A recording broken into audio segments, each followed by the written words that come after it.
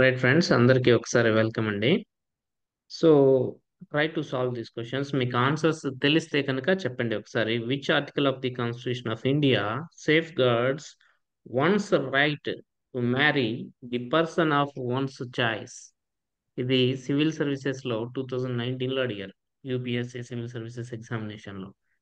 Which article of the constitution of India safe guards once right to marry the person of once choice? Answer please. It's a four. Article 21, sir. Article 21. BN. How? Right to privacy.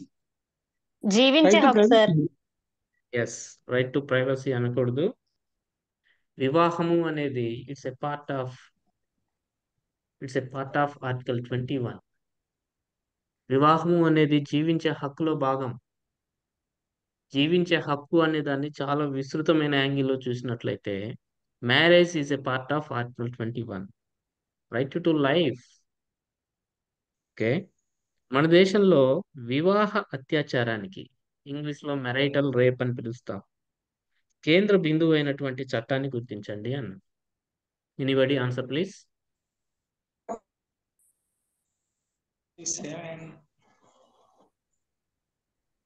Very very Article ఇండియాలో ఈ మధ్య 357. మీరు D కాస్త as మీరు కాస్త జాగ్రత్తగా follow అవుతే news papers very hot topic ఇండియాలో విస్తృతంగా 2015 నుంచి బాగా న్యూస్ లో ఉన్నది ఏమిటి అంటే మెరైటల్ రేప్ అనే కాన్సెప్ట్. దీని మీద మీకు క్వశ్చన్స్ అడిగేదానికి అవకాశం ఉంది. Marital rape is part of our syllabus. Marriage అనే టాపిక్ ని మీరు చదువుతున్నప్పుడు మెరైటల్ రేప్ గురించి చదవకుండా వదిలేశారనుకోండి, దేశంలో one of the current affair ని మీరు మిస్ అయినట్టు. అడిగేదానికి అవకాశం ఉంది friends. If you know the thing say. Okay, no issue. Last లో మిమ్మల్ని అడుగుతాను. మన దేశంలో వధూవరులు తమ మతాలు మార్చుకోవాల్సిన అవసరం లేకుండా వివాహానికి వీలు కల్పించే చట్టం ఏ సంవత్సరంలో రూపొందించబడింది? Anybody answer please. 1954, sir. What is that act? 1955. What is that act? 1954 అని చెప్పిన వాళ్ళు, what is the name of that act? Special Marriage Act, sir. Special Marriage Act అండి. ఎస్. 55 special. ఎవరు చెప్పారండి ఈ special marriage act? Naidu sir, Naidu. Excellent, nice catch. Special marriage act గురించి కూడా ఈ రోజు మనం తెలుసుకోబోతున్నాం. స్పెషల్ మ్యారేజ్ యాక్ట్ లోని కొన్ని ప్రొవిజన్స్ గురించి మనం నేర్చుకోబోతున్నాం ఈ రోజు. Very important act 1954. దెన్ అత్యాచారం, రేప్ అంటాము, సోడోమి అండ్ పశుత్వము అనే వాటి ఆధారంగా విడాకులు పొందే అవకాశం ఈ క్రింది వారిలో ఎవరికి కలదు? హిందువులు, ముస్లింలు, క్రిస్టియన్లు, జైన్లు. Answer please. ముస్లింలు సార్. ముస్లింలు అండి. ముస్లిమ్స్. No issue. ఈ రోజు మనం ఆన్సర్ చూస్తాం దీని గురించి. యాక్చువల్ గా దీనికి ఆన్సర్ క్రిస్టియన్స్. విల్ టే ఈ రోజు మీకు ఈ టాపిక్స్ మీద క్లియర్ గా మీకు ఒక్కొక్క దాని గురించి చెప్పేస్తాను. సో మ్యారేజ్ అమాంగ్ క్రిస్టియన్స్ ఈ రోజు మనం డిస్కస్ చేసుకుంటాము. ఇంగ్లీష్ లో, తెలుగులో స్పష్టంగా పీడిఎఫ్ ఇచ్చాము. క్రిస్టియన్ మ్యారేజ్ సంబంధించిన కొన్ని ఫండమెంటల్స్ నేర్చుకున్న తర్వాత the Indian Christian marriage act 1872 గురించి కొన్ని స్పెషల్ ప్రొవిజన్స్ మీకు ఎక్స్ప్లెయిన్ చేస్తాను. దెన్ దాని గురించి ఎక్స్ప్లెయిన్ చేసిన తర్వాత కొన్ని కాన్సెప్ట్స్ లైక్ వివాహేతర సంబంధాల గురించి సుప్రీంకోర్టు వెలువరించినటువంటి తీర్పు గురించి చెప్తాము. దాని తర్వాత మెరైటల్ రేప్ అనేది కూడా చాలా కాలం మనకి ఇటీవల న్యూస్ లో ఉంది కాబట్టి దాని గురించి మాట్లాడతాము. స్పెషల్ మ్యారేజ్ యాక్ట్ గురించి కూడా మనం స్పెషల్ గా డిస్కస్ చేస్తాము. స్పెషల్ మ్యారేజ్ యాక్ట్ గురించి కూడా మనం డిస్కస్ చేస్తాం. నేను మ్యూట్ చేస్తున్నాను, తర్వాత లాస్ట్ లో మళ్ళీ అన్మ్యూట్ చేస్తాను. సో శ్రద్ధగా వినడానికి ప్రయత్నం చేయండి. వితౌట్ డీవియేషన్ జాగ్రత్తగా చూద్దాం. తెలుగులో ఎక్స్ప్లెయిన్ చేసుకునే ప్రయత్నం చేద్దాం ఫ్రెండ్స్. సరే, ఈరోజు మన టాపిక్ ఏమిటి? Marriage among Christians. సో క్రైస్తవ విశ్వాసం, క్రైస్తవ బిలీఫ్, క్రిస్టియన్ బిలీఫ్ ప్రకారం ఈ వివాహాన్ని ఎవరు సృష్టించారు అంటే దేవుడే స్వయంగా సృష్టించాడు. ఓన్ గా క్రియేట్ చేసినటువంటిది, దేవుడే స్వయంగా ఏర్పాటు చేసినటువంటి వ్యవస్థ వివాహ వ్యవస్థ అనేది క్రైస్తవుల విశ్వాసం. వివాహం వల్ల అనేక ప్రయోజనాలు ఉన్నాయని క్రిస్టియన్ కమ్యూనిటీ బిలీవ్ చేస్తుంది. క్రైస్తవుల్లో రెండు ప్రధాన మెయిన్ టూ గ్రూప్స్ ఉంటారు. ఒకళ్ళు క్యాథలిక్స్, రెండోది ప్రొటెస్టెంట్ గ్రూప్. ఎవరు క్యాథలిక్లు సార్ అంటే, పోప్కి ఎవరైతే విధేయులుగా ఉంటారో, వాటికన్ సిటీలో పోప్ ఉంటారు. ఆ పోప్ పట్ల విధేయతలను చూపించే క్రైస్తవ సమూహాన్ని క్యాథలిక్స్ అని పిలుస్తారు. ప్రొటెస్టెంట్ విషయానికి వస్తే అనేక సబ్ గ్రూప్స్ ఉంటాయి ప్రొటెస్టెంట్స్ లో మళ్ళీ. సో క్యాథలిక్స్ అండ్ ప్రొటెస్టెంట్స్ ఉంటారు. టూ మెయిన్ గ్రూప్స్ ఉంటాయి. క్యాథలిక్స్ పోప్ కి విధేయతను చూపిస్తారు. ప్రొటెస్టెంట్లో అనేక సబ్ గ్రూప్స్ ఉన్నాయి. వాళ్ళు క్యాథలిక్లైనా ప్రొటెస్టెంట్స్ అయినా, ప్రొటెస్టెంట్లో ఉన్న వివిధ రకాల సబ్ గ్రూప్స్ అయినా, దే ఆర్ ఎండోగామస్. ఇది వెరీ ఇంపార్టెంట్. ఎండోగామస్ స్వభావం ఉంది. క్రిస్టియన్ గ్రూప్స్ లో కూడా ఎండోగామస్ స్వభావం ఉంది. అంటే క్యాథలిక్ లోనే చేసుకుంటారు. క్యాథలిక్లు వెళ్ళి ప్రొటెస్టెంట్లను చేసుకోరు. ప్రొటెస్టెంట్లనే చేసుకుంటారు. అట్లాగే సబ్ గ్రూప్స్ ఉంటే సబ్ గ్రూప్స్ లోనే వివాహాలు జరుగుతాయి అన్నమాట. Okay, nice. అయితే వివాహం అనేది ఒక సామాజిక సంస్థ. ఈ సామాజిక సంస్థ అన్ని సమాజాల్లోనూ ఉంది, అన్ని సమూహాల్లోనూ. క్రైస్తవ సమాజంలోని అన్ని సమూహాలు, ఆల్ గ్రూప్స్ లో ఉంది అన్నమాట. ఓకేనా? ఉపసమూహాలు ఉంటే ఉపసమూహాల్లో కూడా ఉంది. సో యూనివర్సల్ అనే ఏ విధంగా ఉంటుంది అనమాట. క్రైస్తవ సమాజంలో అన్ని సమూహాల్లో కూడా ఈ వివాహము అనేది వ్యాపించి ఉంటుంది. Very important friends. అయితే క్రైస్తవ వివాహం యొక్క స్పెషాలిటీ ఏమిటి అంటే, వివాహాన్ని ఎలా ట్రీట్ చేస్తారంటే ప్రేమకు ప్రతిరూపంగా ట్రీట్ చేయడం జరుగుతుంది. Love, the basic thing is love. Christian వివాహంలో లవ్ కి ఇంపార్టెన్స్ ఉంటుంది. ప్రేమకు ప్రతిరూపంగా ఒక శాశ్వతమైనటువంటి మరియు ప్రత్యేకమైనటువంటి కాంట్రాక్ట్, ఇక్కడ కూడా కాంట్రాక్ట్ అనే పదం వస్తుంది, ఒప్పందంగా క్రైస్తవులు తమ వివాహాలను భావించడం జరుగుతుంది. సో సింపుల్ గా చెప్పాలంటే క్రైస్తవ వివాహం అనేది ప్రేమతో కూడిన ఒప్పందం. అది ఈ ప్రేమ, లవ్ అనేది వివాహానికి ఆధారం అంటారు. ఈ ప్రేమ అనేది మొత్తం వైవాహిక జీవితానికి బలంగా వాళ్ళు భావిస్తారు. ఇన్ఫాక్ట్ లైంగిక జీవితం, సెక్సువల్ లైఫ్ అనేది కూడా ఈ ప్రేమ యొక్క ఎఫెక్టే అని పిలుస్తారు అనమాట. వివాహంలో లైంగిక ప్రేమ అనేది, ఈ లైంగిక ప్రేమ అనేది నిజమైన ప్రేమ యొక్క కొనసాగింపు లేదా పొడిగింపుగా భావిస్తారు. సో క్రిస్టియన్ మ్యారేజ్ లో మెయిన్ థింగ్ ఏమిటి అంటే లవ్. ఓకే, అయితే క్యాథలిక్స్ వివాహానికి విషయానికి వస్తే, మనం క్యాథలిక్స్ గురించి ఇప్పుడే చూసాం. పోప్ ఆజ్ఞలను పాటించేవారు క్యాథలిక్స్. వీళ్ళ ప్రకారం వివాహం అనేది ఒక సాక్రమెంట్. ఇది ఇంపార్టెంట్ ఫ్రెండ్స్. ఒక మతకర్మగా వాళ్ళు భావిస్తారు. విడాకుల ప్రస్తావన, స్వచ్ఛంద విడాకుల ప్రస్తావన వీరిలో ఉండదు. క్యాథలిక్స్ లో స్వచ్ఛందంగా, ఇష్టపూర్వకం, కొంతకాలం కలిసి ఉన్నాము, మ్యారేజ్ చేసుకున్నాము, కొంతకాలం కలిసి ఉన్నాము, ఇప్పుడు విడిపోదాము, ఎలాంటి కారణాలు లేకుండా కారణంగా ఇష్టపూర్వకంగా విడిపోతాము అంటే క్యాథలిక్ సమాజం ఒప్పుకోదు. విడాకుల ప్రస్తావన వీళ్ళు లేదు. అయితే లైఫ్ పార్ట్నర్ కనుక అది వరకే వివాహం చేసుకోనండి, ఆ ఫస్ట్ పార్ట్నర్ ఇప్పటికీ సజీవంగా ఉంటే మాత్రం అలాంటి వివాహం చెల్లదు క్యాథలిక్ వివాహాల్లో. అలాగే వివాహ సమయంలో భాగస్వాముల మానసిక స్థితి సరిగా లేనట్లయితే అలాంటి వివాహాలు కూడా చెల్లవినిగా ప్రకటింపబడతాయి. అయితే ఒక వివాహాన్ని చల్లనిదిగా ప్రకటించాలంటే క్యాథలిక్స్ లో ఈ ప్రొసీజర్ అనేది చాలా సంక్లిష్టంగా ఉంటుంది. సో ఇది గుర్తుపెట్టుకోవాలి ఫ్రెండ్స్. సో క్యాథలిక్ సమాజంలో పోప్ అప్రూవల్ రావాలి ప్రతిదానికి. ఇది చాలా టీడియస్ ప్రాసెస్ అన్నమాట. అయితే ఇంకొక ఇంపార్టెంట్ ఫ్యాక్ట్, ఇక్కడ స్టేట్మెంట్ బేస్డ్ క్వశ్చన్స్ వచ్చేదానికి అవకాశం ఉంది. క్యాథలిక్లలో మిశ్రిత వివాహాలు, మిక్స్డ్ మ్యారేజెస్ అని పిలుస్తాం. అంటే ఇతర మతస్థులతో వివాహాలు అనుమతించబడతాయి. అయితే జీవిత భాగస్వామి సంతానం క్యాథలిక్ విశ్వాసంలో పెంచబడాలి అనే కండిషన్ ఉంటుందన్నమాట. సో ఇతర మతస్థులతో వివాహాలను అనుమతిస్తున్నటువంటి వివాహము ఏది అంటే క్యాథలిక్ సమాజ వివాహము. అయితే సంతానం క్యాథలిక్ల విశ్వాసంలో పెంచబడాలి అనే కండిషన్ ని ఇంపోజ్ చేయడం జరిగింది అనమాట. So these fundamentals are enough friends. ఇంతకు మించి మీకు క్రిస్టియన్ మ్యారేజ్ సంబంధించి మీకు పెద్దగా అవసరం లేదు. అయితే మన ఇండియాలో క్రిస్టియన్ మ్యారేజ్ యాక్ట్ 1872 అనేది ఒకటి ఉంది. ఇండియాలో క్రిస్టియన్ మ్యారేజ్ యాక్ట్ 1872 అనేది ఉంది. సో మన దేశంలో జరిగేటటువంటి all kinds of Christian marriages are regulated by this act. ఈ చట్టం ద్వారా నియంత్రించబడతాయి అన్నమాట. మీకు విడాకులు కావాలి, మీది ఎప్పుడైనా గుర్తుపెట్టుకోండి ఫ్రెండ్స్, మ్యారేజ్ అనేది రిజిస్టర్ అవ్వాలి. రిజిస్టర్ అయితే చాలా బెనిఫిట్స్ ఉంటాయి. అయితే ఏ చట్టం కింద రిజిస్టర్ అవ్వాలనేది కూడా ఇంపార్టెంటే. మీరు రిజిస్టర్ చేసుకునే చట్టాన్ని బట్టి మీకు విడాకులు దొరుకుతాయి, మీకు కొన్ని రకాల బెనిఫిట్స్ కూడా వస్తాయి అన్నమాట.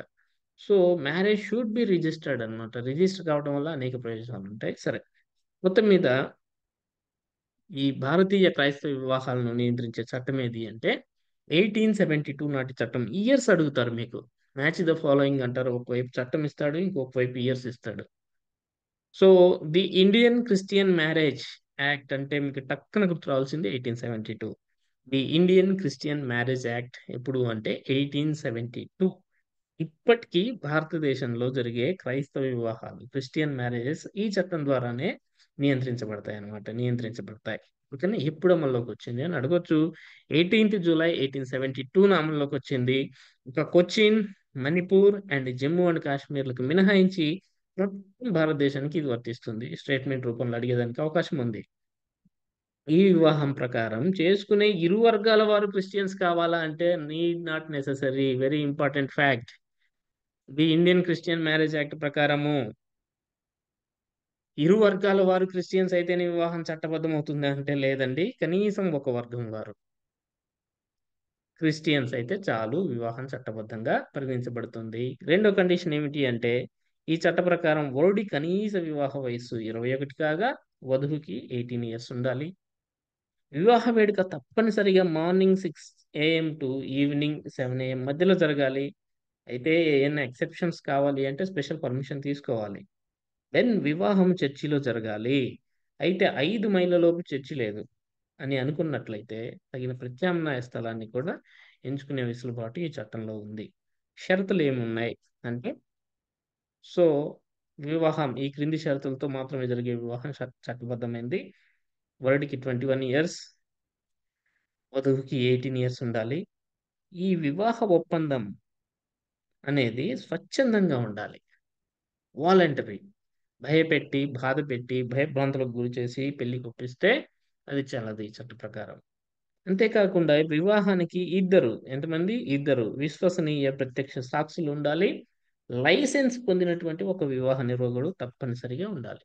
అయితేనే ఇలాంటి కండిషన్స్ లో మాత్రమే ఈ చట్ట ప్రకారం చేయబడే మ్యారేజ్ చెల్లుబాటు అవుతుంది. ఓకేనా? అయితే డైవర్స్ ఎలా వస్తాయి సార్ అంటే, డైవర్స్ కి సంబంధించి దేశంలో ఒక స్పెషల్ యాక్ట్ ఉంది ఫ్రెండ్స్. Very important. మళ్ళీ ఇక్కడ ఇయరే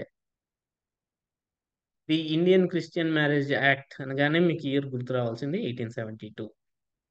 ప్లస్ ఇండియాలో ఒక యాక్ట్ ఉంది. విడాకులు ఈ యాక్ట్ ప్రకారం ఇవ్వబడతాయి.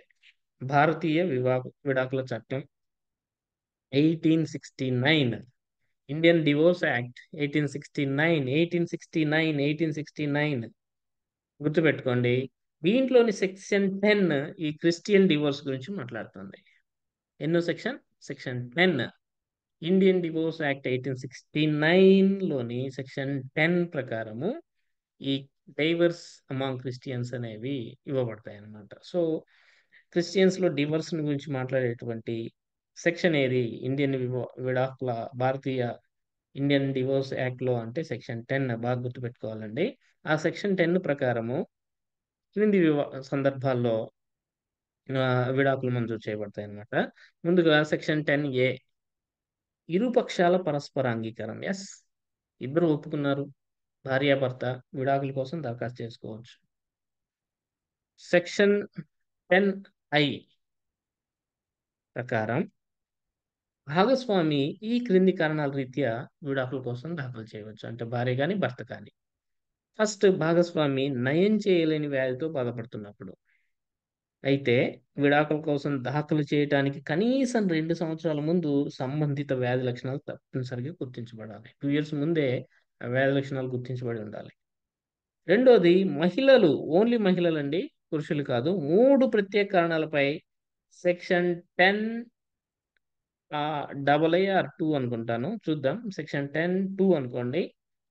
కింద విడాకులు పొందొచ్చు. కేవలం మహిళలు మాత్రమే. అదేమిటి అంటే వన్ ఈజ్ రేప్, రెండోది సొడోమి, మూడోది బెస్టియాలిటీ, పశుత్వం. పశుత్వము అంటే ఇక్కడ అదొక వల్గర్ సెక్స్ అనుకోండి. Vulgar sex. Sodomy is also one of the vulgar sex అన్నమాట. సో ఈ కారణాల రీత్యా మహిళలు మాత్రమే విడాకులు పొందవచ్చు. అందుకే నేను క్వశ్చన్ ఫ్రేమ్ చేశాను. టర్మ్స్ ఉంటే అడుగుతారు.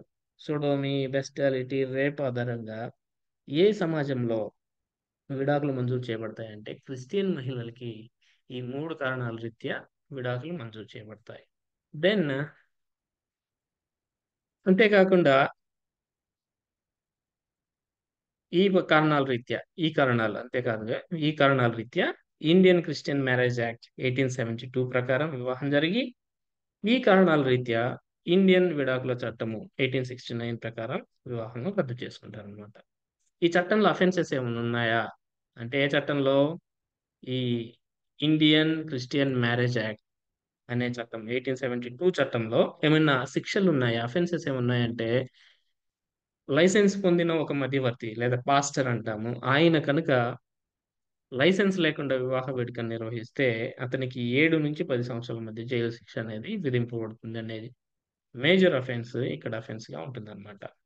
ఇక స్పెషల్ మ్యారేజ్ యాక్ట్ గురించి మాట్లాడాలి ఫ్రెండ్స్. Very important act. మామూలుగా ఇప్పుడు చూడండి, ఇప్పుడు ఇప్పుడు ఏం చేయాలి? సపోజ్ భిన్న మతాలకు చెందిన వధూవరులు పెళ్లి చేసుకోవాలనుకుంటున్నారు అనుకుందాం. క్వైట్ కామన్ కదా. డిఫరెంట్ రిలీజియన్స్ కు చెందినటువంటి వ్యక్తులు పెళ్లి చేసుకోవాలనుకుంటున్నారు. పెళ్లి చేసుకోవాలనుకుంటే ఆయా మతాల యొక్క పర్సనల్ లాస్, ప్రతి మతానికి ఒక పర్సనల్ లా అనేది ఉంటుంది. మతం నిర్దేశించినటువంటి లాని పర్సనల్ లా అంటాం. క్రిస్టియన్లకి ఒక పర్సనల్ లా ఉంటుంది, ముస్లిమ్స్కి ఒక పర్సనల్ లా ఉంటుంది, హిందువులకి ఒక పర్సనల్ లా ఉంటుంది. అవి మత గ్రంథాలు బోధించినటువంటి పద్ధతి ప్రకారం జరిగే వివాహాలు. ఇప్పుడు భిన్న మతాలకు చెందిన వధూవరులు పెళ్లి చేసుకోవాలంటే పెళ్లికి ముందే జీవిత భాగస్వాములో ఒకరు మరొకరి మతంలోకి మారిపోవాలి. పర్సనల్ లా ప్రకారం పెళ్లి చేసుకోవాలనుకుంటే పర్సనల్ లా ప్రకారం పెళ్లి చేసుకోవాలనుకుంటే లేదు, మతాలు మారకుండానే పెళ్ళైన తర్వాత కూడా ఎవరికి వారు తమ మత విశ్వాసాలను సాంప్రదాయాలను పాటించేలాగున ఎంకరేజ్ చేసేటటువంటి చట్టం ఏదైనా ఉందా ఇండియాలో అంటే దట్ ఈస్ ప్రత్యేక వివాహ చట్టము, స్పెషల్ మ్యారేజ్ యాక్ట్ 1954. 54 గుర్తుపెట్టుకోండి, 55 కాదు. ప్రత్యేక వివాహ చట్టము, very important act in our country. 1954లో వచ్చింది స్పెషల్ మ్యారేజ్ యాక్ట్. దీని స్పెషాలిటీ ఏమిటి అంటే పెళ్లి చేసుకోబోయే వధూవరులు ఎలాంటి మతాలు మార్చుకోకుండా ఎవరి ఇష్టానుసారం వాళ్ళు తమ మత విశ్వాసాలను సాంప్రదాయాలను పాటిస్తూనే లైఫ్ను లీడ్ చేయొచ్చు. అట్లాంటి వెసులుబాటు ఇచ్చేటటువంటి చట్టము లేదా చట్టబద్ధత ఇచ్చేటటువంటిది ఏమిటి? పెళ్లి తర్వాత కూడా వేరు వేరు మతాలు అవలంబించేలాగిన వధూవరులకు రక్షణ ఇచ్చేటటువంటి చట్టం ఏది ఇండియాలో అంటే స్పెషల్ మ్యారేజ్ యాక్ట్ 1954. ఈ స్పెషల్ మ్యారేజ్ యాక్ట్ 1954ని భారత పార్లమెంట్ 1954 అక్టోబర్ 9న ఆమోదించింది. సో భారతదేశంలో వివాహము, విడాకులు, దత్తత ఇలాంటి కార్యకలాపాలన్నీ కూడా మెజారిటీ కేసుల్లో మతపరమైన ప్రత్యేక చట్టాల ద్వారా జరుగుతున్నాయి. మెజారిటీ కేసుల్లో మతపరమైన చట్టాల ద్వారా. సపోజ్ ముస్లిం వివాహ చట్టము 1954 ఇయర్స్ చాలా ఇంపార్టెంట్ ఫ్రెండ్స్. హిందూ వివాహ చట్టము 1955. భారతీయ క్రైస్తవ వివాహ చట్టం ఇప్పుడే చూసాం 1872. ఇట్లా ఏ మతానికి ఆ చట్టాలు ఉన్నాయి. ఆ చట్ట ప్రకారం మ్యారేజ్ జరుగుతాయి. ఖచ్చితంగా ఆయా వివాహాలని వాళ్ళు ఆయా మతాలకు చెందిన వారు ఉంటారు వాటిలో. అయితే మతాలు మార్చుకోకుండానే ఎవరికి వాళ్ళు వేరు మతాలను పాటిస్తూ జీవించే అవకాశం కల్పించేది ఈ స్పెషల్ మ్యారేజ్ యాక్ట్ అన్నమాట. ఇంతకీ ఈ చట్టం కింద ఎవరెవరు పెళ్లి చేసుకోవచ్చు అనేది చూద్దాం. ఈ చట్టం దేశంలోని హిందువులకు వర్తిస్తుంది, ముస్లింలకు వర్తిస్తుంది, సిక్కులకు వర్తిస్తుంది, క్రైస్తవులు, సిక్కులు, జైనులు, బౌద్ధులతో సహా అన్ని విశ్వాసాల ప్రజలకు వర్తిస్తుంది. ఎవరినైనా పెళ్లి చేసుకోవచ్చు. ప్రత్యేక వివాహ చట్టానికి సంబంధించిన బిల్లుని 1952లో రూపొందించినప్పుడు ఏం చేశారంటే దీనికి ఒకే ఒక కండిషన్ పెట్టారు. ఈ యాక్ట్ కింద పెళ్లి చేసుకోవాలనుకుంటే ఏకభార్యత్వము అనే అంశాన్ని మాత్రమే పరిగణలోకి తీసుకొని రూపొందించడం జరిగింది. ఏకభార్యత్వం అనేది ప్రీ కండిషన్ అని చెప్పేసి ఈ బిల్లును ప్రవేశపెట్టేటప్పుడు చెప్పడం జరిగింది. ఈ బిల్లులోని సెక్షన్ 4 ప్రకారం లేదా ఈ చట్టంలోని సెక్షన్ 4 ప్రకారము పెళ్లి చేసుకోవాలనే వధూవరులు తాము మరో జీవిత భాగస్వామిని కలిగి లేమని లిఖితపూర్వకంగా ఇవ్వాలి. మాకు ఇంకో లైఫ్ పార్ట్నర్ లేదు అని చెప్పి లిఖితపూర్వకంగా ఇవ్వాలి సెక్షన్ 4 ప్రకారం. భవిష్యత్తులో కనుక అది తప్పని తేలితే తీసుకోబోయే చర్యలకు కట్టుబడి ఉంటామని కూడా చెప్పాల్సి ఉంటుంది. సో సెక్షన్ 4 అనేది స్పెషల్ మ్యారేజ్ యాక్ట్‌లోని సెక్షన్ 4 అనేది ఏక భార్యత్వాన్ని ప్రమోట్ చేసేదిగా ఉంది అని గుర్తుపెట్టుకోండి. దెన్ చట్టంలోని కీలక అంశాలేంటో చూద్దాం ఫ్రెండ్స్. సెక్షన్ 5 ప్రకారం ఏం చేయాలి అంటే పెళ్లి చేసుకోబోయే వాళ్ళు జాగ్రత్తగా వినాలి ఫ్రెండ్స్. దీంట్లోని ప్రతిదీ కాంట్రోవర్షియల్ అయిపోయింది ఇటీవల. సెక్షన్ 5 ప్రకారం పెళ్లి చేసుకోబోయే వాళ్ళు మోస్ట్ ఆఫ్ ది కేసెస్‌లో లవ్ మ్యారేజే ఉంటాయి స్పెషల్ మ్యారేజ్ యాక్ట్ కింద. పెళ్లి చేసుకోబోయే వాళ్ళు ఏం చేయాలంటే జిల్లా మ్యారేజ్ ఆఫీసర్‌కి డిస్ట్రిక్ట్ మ్యారేజ్ ఆఫీసర్ ఉంటారు. మీరు సబ్ రిజిస్ట్రార్ అయితే రేపు పొద్దున మీరే marriage officers. District marriage officer ఉంటారు. వాళ్ళకి రాతపూర్వకంగా నోటీస్ అందించాలి. ఈ నోటీస్ పైన చెప్పాలి వాళ్ళకి లిఖితపూర్వకంగా మీరు ఒక లెటర్ ఇవ్వాలి డిస్ట్రిక్ట్ మ్యారేజ్ ఆఫీసర్‌కి. ఈ నోటీస్ పైన ఎవరికైనా అభ్యంతరాలు ఉంటే చెప్పండి అని చెప్పి మ్యారేజ్ ఆఫీసర్ ఏం చేస్తారంటే 30 రోజుల పాటు ఒక నోటీస్ బోర్డు మీద అంటిస్తాడు దాన్ని. ఫలానా వాళ్ళు మ్యారేజ్ చేసుకోవాలనుకుంటున్నారు. దీని మీద ఎవరికైనా అభ్యంతరాలు ఉంటే చెప్పండి అని చెప్పేసి 30 రోజుల పాటు ప్రదర్శనకు పెడతారు పేర్లతో సహా. ఇది ప్రాబ్లమాటిక్ కదా! ఆల్రెడీ వాళ్ళు చేసుకునేదే భిన్న మతాలకు చెందిన వారు. వాళ్ళ గోప్యతకు భంగం కలిగిస్తదనమాట ఇది. సో, అయితే ఇదేమి తప్పనిసరి కాదు ఇలా పెట్టడం అని Allahabad high court Safia Sultana versus state of Uttar Pradesh కేసులో తీర్పు చెప్పింది. So, Safia Sultana versus state of Uttar Pradesh case అనేది దేనికి సంబంధించింది అంటే స్పెషల్ మ్యారేజ్ యాక్ట్‌కి సంబంధించింది. దెన్ వివాహాన్ని ప్రకటించడానికి ముందు దంపతులతో పాటు ముగ్గురు సాక్షులు ఉండాలి. 30 రోజుల తర్వాతే ఇక పిలుస్తాడు ఆయన మ్యారేజ్ ఆఫీసర్. ఆయన దగ్గరికెళ్ళి ఒక డిక్లరేషన్ మీద సంతకం చేయాలి. ఇక్కడ కావాల్సినటువంటి సాక్షులు ఎంతమంది అంటే ముగ్గురు. గుర్తుపెట్టుకోండి. క్రిస్టియన్ మ్యారేజ్‌లో ఇద్దరు సరిపోతారు. ఇక డిక్లరేషన్ ఆమోదం పొందిన తర్వాత వివాహం జరిగినట్లు ఒక సర్టిఫికేట్ వస్తుందన్నమాట. ఈ చట్టంపై వివాదాలేమిటి? మొత్తం మీద సెక్షన్ 5 ఒకటి గుర్తుపెట్టుకోండి. Section 5 is very important. ఎందుకంటే 30 రోజుల పాటు నోటీస్ బోర్డ్ మీద పెడతారట. నోటీస్ బోర్డ్ మీద పెట్టడం అనేది కష్టం. దెన్ చట్టంపై వివాదాలు చూడండి. సెక్షన్ 6 ప్రకారం పెళ్లి చేసుకోదలిచిన వారు ఇచ్చే నోటీస్‌ని మ్యారేజ్ నోటీస్ బుక్‌లో ఇన్స్‌పెక్షన్ కోసం ఉంచవచ్చు. నోటీస్ బుక్ ఉంటుంది. మ్యారేజ్ నోటీస్ బుక్ అని చెప్పేసి. ఎవరైనా వచ్చి తనిఖీ చేసుకోవటం కోసం దాన్ని ప్రదర్శించొచ్చట. అంతేకాకుండా సెక్షన్ 7 ప్రకారం వివాహంపై ఎవరైనా అభ్యంతరం వ్యక్తం చేశారనుకుందాం. 30 రోజుల పాటు నోటీస్ బోర్డ్‌లో పెడతారని చెప్పాం కదా! ఈలోపు ఎవరైనా అభ్యంతరం వ్యక్తం చేశారనుకోండి, ఇక మ్యారేజ్ ఆఫీసర్ ఆ వివాహాన్ని ధృవీకరించడానికి వీలు కాదు. సదరు వ్యక్తి తన అభ్యంతరాన్ని వెనక్కి తీసుకుంటేనే వివాహం జరుగుతుంది. ఇది ఇష్యూ. సో, ఈ 2 అంశాల మీద ఇన్స్‌పెక్షన్‌కి బుక్‌లో పెట్టటము అనే దాని మీద ప్లస్ అభ్యంతరం వ్యక్తం చేస్తే ఆ అభ్యంతరం మళ్ళీ సదరు అభ్యర్థి వెనక్కి తీసుకునేంత వరకు వివాహం జరగదు అనే 2 అంశాల మీద కోర్టుల్లో కేసులు నమోదు కావడం జరిగింది. ఇట్లా బహిరంగ ప్రదర్శన పెట్టటం నోటీస్‌ని వ్యక్తిగత గోప్యతకు భంగం కలిగించే అంశం అని చెప్పేసి 2009లో ఢిల్లీ హైకోర్టులో కేసు దాఖలైంది. అది వేరే విషయం. ఇక దీనిపై విచారించే న్యాయస్థానం పెళ్లి చేసుకునే వారిని గురించి స్థానిక పోలీస్ స్టేషన్‌లో చెప్పండి. బహిరంగంగా పెట్టేసి వాళ్ళ గోప్యతకు భంగం కలిగించవద్దు. వాళ్ళు ఎలాంటి వాళ్ళో ఒక పోలీస్ ఎంక్వైరీ ద్వారా విచారించి తెలుసుకోవాలని, బహిరంగ నోటీస్ ద్వారా ఇట్లా వారి వ్యక్తిగత భద్రతకు ముప్పు కలిగించొద్దని చెప్పి కోర్టు కూడా చెప్పడం జరిగింది. మొత్తం మీద మతాంతర వివాహాలు ఈ స్పెషల్ మ్యారేజ్ యాక్ట్ మీద ఈ లవ్ జిహాద్ పేరుతో దాడులు జరుగుతున్న సందర్భాలున్నాయి. విధంగా ఈ స్పెషల్ మ్యారేజ్ యాక్ట్ కింద లేదా కులాంతర వివాహాల మీద పరువు హత్యల పేరుతోటి అనేక ఉదంతాలు మనం చూస్తూ ఉంటాం. అయితే ఇలాంటి సవాళ్ళున్నా కానీ వివిధ కులాలకు, మతాలకు చెందిన వారికి వైవాహిక జీవితాన్ని గడపాలనుకునే వాళ్ళకి ఈ స్పెషల్ మ్యారేజ్ యాక్ట్ ఒక పరిష్కారం అని చెప్పాలి. ఇక కరెంట్ ఇష్యూస్ వివాహానికి సంబంధించినట్టు మ్యారేజ్‌కి సంబంధించినటువంటి కరెంట్ ఇష్యూస్ రెండిటి గురించి మాట్లాడదాం. చెప్తాను ఫ్రెండ్స్. ఇది వెరీ ఇంపార్టెంట్, నాకు తెలిసి ఇవి అడుగుతారు. IPC section 497 and IPC section 375, ఈ రెండు గుర్తుపెట్టుకోండి. IPC section 497 IPC section 497, IPC section 375, 497 375, ఈ రెండు గుర్తుపెట్టుకోండి. ముందుగా 497 అనే దాని గురించి మాట్లాడినట్లయితే 497 ఏం చెప్తుంది అంటే 497 ఏం చెప్తుంది అంటే ఒక్కసారి చూడండి ఫ్రెండ్స్, జాగ్రత్తగా చూడండి. ఎవరైనా పురుషుడు మరో వివాహిత అయిన మహిళతో, ఆల్రెడీ మ్యారేజ్ అయిన మహిళతో ఆమె అనుమతితో శారీరక సంబంధం పెట్టుకుంటే, దీనిపై ఆమె భర్త ఫిర్యాదు చేస్తే, ఈ చట్టం కింద ఆ పురుషుణ్ణి దోషిగా పరిగణించి అతనికి 5 ఏళ్ల జైలు శిక్ష లేదా జరిమానా లేదా రెండూ విధించవచ్చు అని సెక్షన్ 497 చెప్తుంది.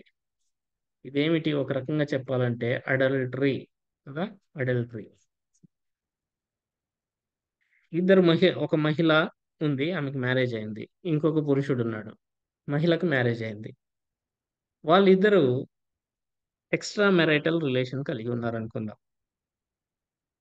ఈ సందర్భంలో ఇద్దరు పరస్పరం ఇష్టంతో ఎక్స్ట్రా మ్యారిటల్ రిలేషన్ కలిగి ఉన్నారనుకుందాం. ఆమెకు మ్యారేజ్ అయింది, ఇద్దరికి అంగీకారం ఉంది, వాళ్ళు ఏదో రిలేషన్లో ఉన్నారు. దీని మీద హస్బెండ్ ఫిర్యాదు చేశాడు అనుకుందాం. ఇప్పుడు ఇద్దరిని శిక్షించాలి కదా, అట్లా శిక్షించదు.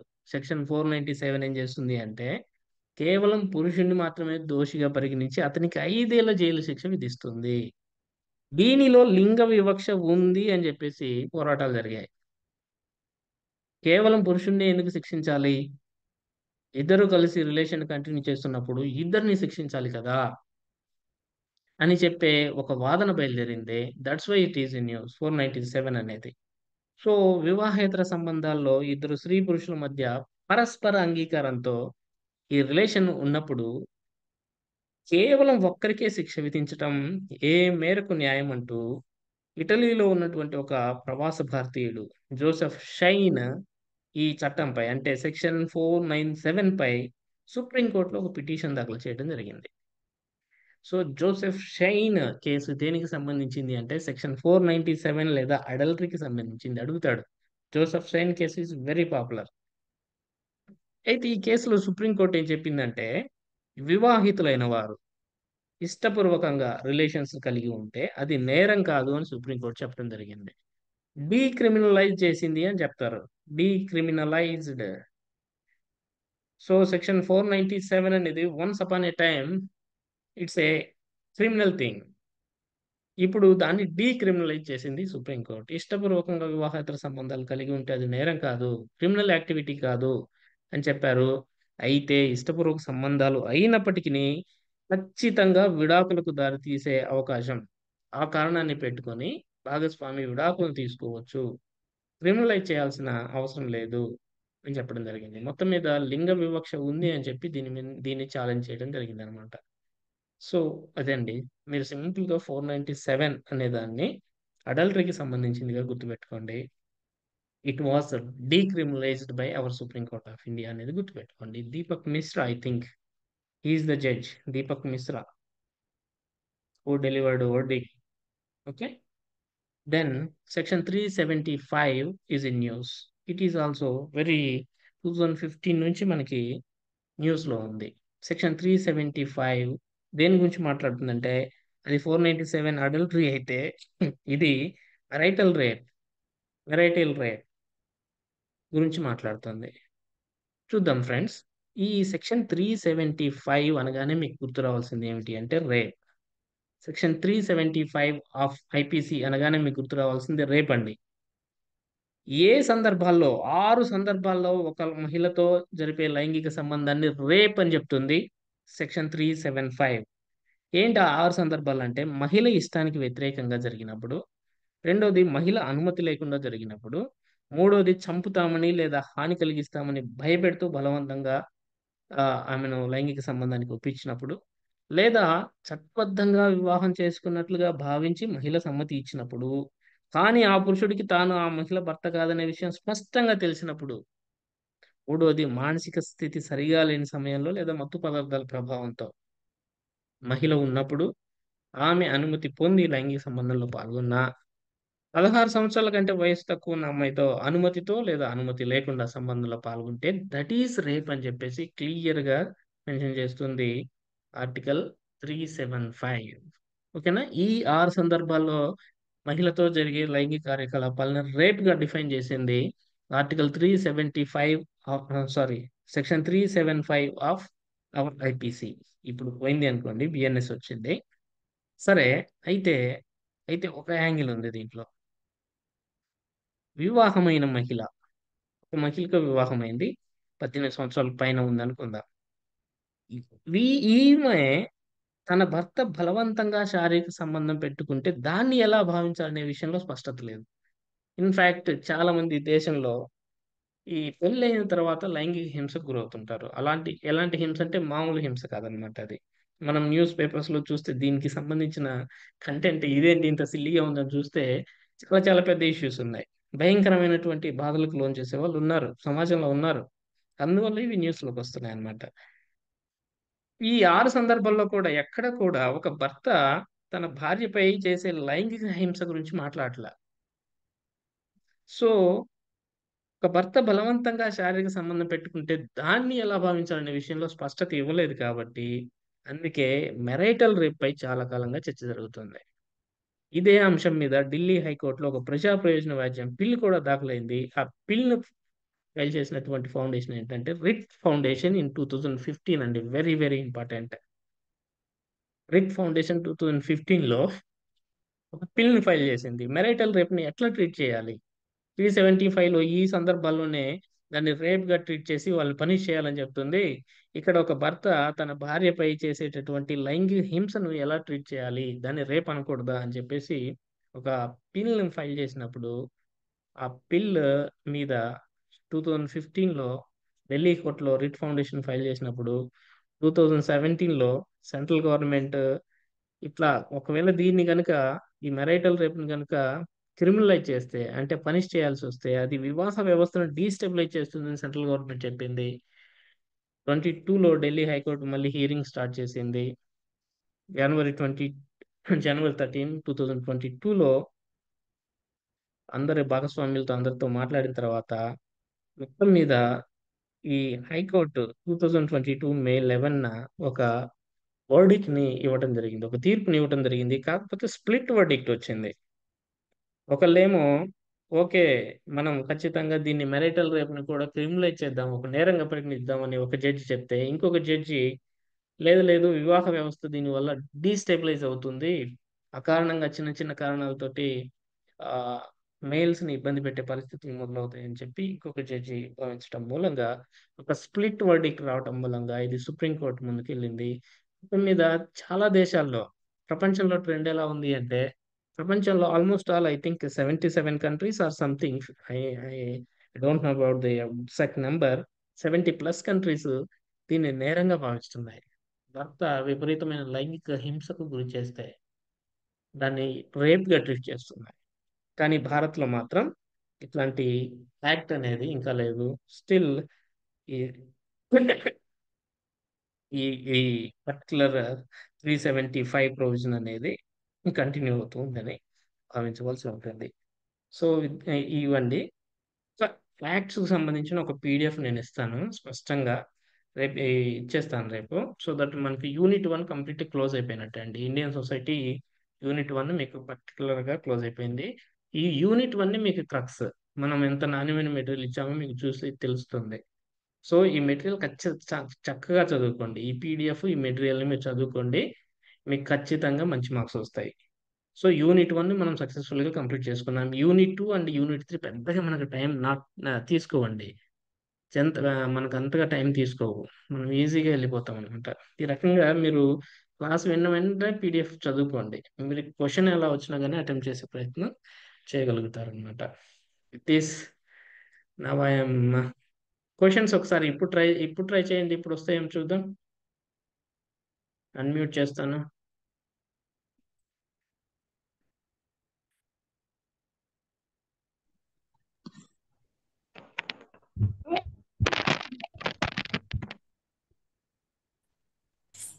సో ఇది చెప్పండి అండి. రేప్, సొడోమి అండ్ పశుత్వము ఆధారంగా విడాకులు పొందే అవకాశం క్రింది వాళ్ళు ఎవరికి కలదు? క్రిస్టియన్స్. ఇందాక మీరందరూ ముస్లిమ్స్ అని చెప్పారు. That is wrong. Sodomy Bible చదివే వాళ్ళకి ఐడియా ఉంటుంది. Sodomy Christians. Christians sir. Christians. Sodom and Gomorrah episode ఉంటుంది. దాన్ని బేస్ చేసుకొని వచ్చింది అది. అవును. తర్వాత మతాలు సొదొమ, మార్చుకోవాల్సిన గొమొర్రా. అవసరం లేకుండా వివాహానికి వీలు కల్పించే చట్టం ఏ సంవత్సరంలో రూపొందించబడింది? వధువులు తమ మతాలను మార్చుకోవచ్చు. ఎవరి రిలీజియన్ వాళ్ళు ఫాలో అవ్వచ్చు. ఎప్పుడు? 54 సార్. 54. 55 లో ఏమొచ్చిందండి? Hindu marriage act. హిందూ మతం. 72 లో ఏమొచ్చిందండి? Christian marriage act. 1872 ఆ? 1872. 1872 Christian marriage act. Sir voice break అవుతుంది సార్ మీది. ఇంకా వివాహ అత్యాచారానికి మెరైటల్ రేప్ కు సంబంధించి కేంద్ర బిందువు అయిన చట్టాన్ని గుర్తించండి. ఏది? 375 సార్. 375. ఇది ఇంపార్టెంట్. జోసెఫ్ షైన్ అది కేసు అండి. ఇది ఇక్కడ పర్టికులర్ సెక్షన్ ఏకంగా దీన్ని మెరైటల్ రేప్ లా అని పిలుస్తారు. ఇయర్ చెప్పలేదు సార్ అది. జోసెఫ్ షైన్ కేసా? చెప్తానమ్మా చెప్తాను. మొత్తం మీద మీకు ఇలాంటి క్వశ్చన్స్ వచ్చేదానికి అవకాశం ఉన్నాయి. కరెంట్ అఫైర్స్ రిలేటెడ్ క్వశ్చన్స్ ఎక్కువగా వచ్చేదానికి అవకాశం ఉన్నాయి. మనం అన్ని చదువుకుని వెళ్తాం కానీ యాంగిల్ ఒక్కోసారి ఎగ్జామినర్ డిఫరెంట్ యాంగిల్ తీసుకొచ్చినప్పుడు మనకు ప్రాబ్లం అవుతుంది.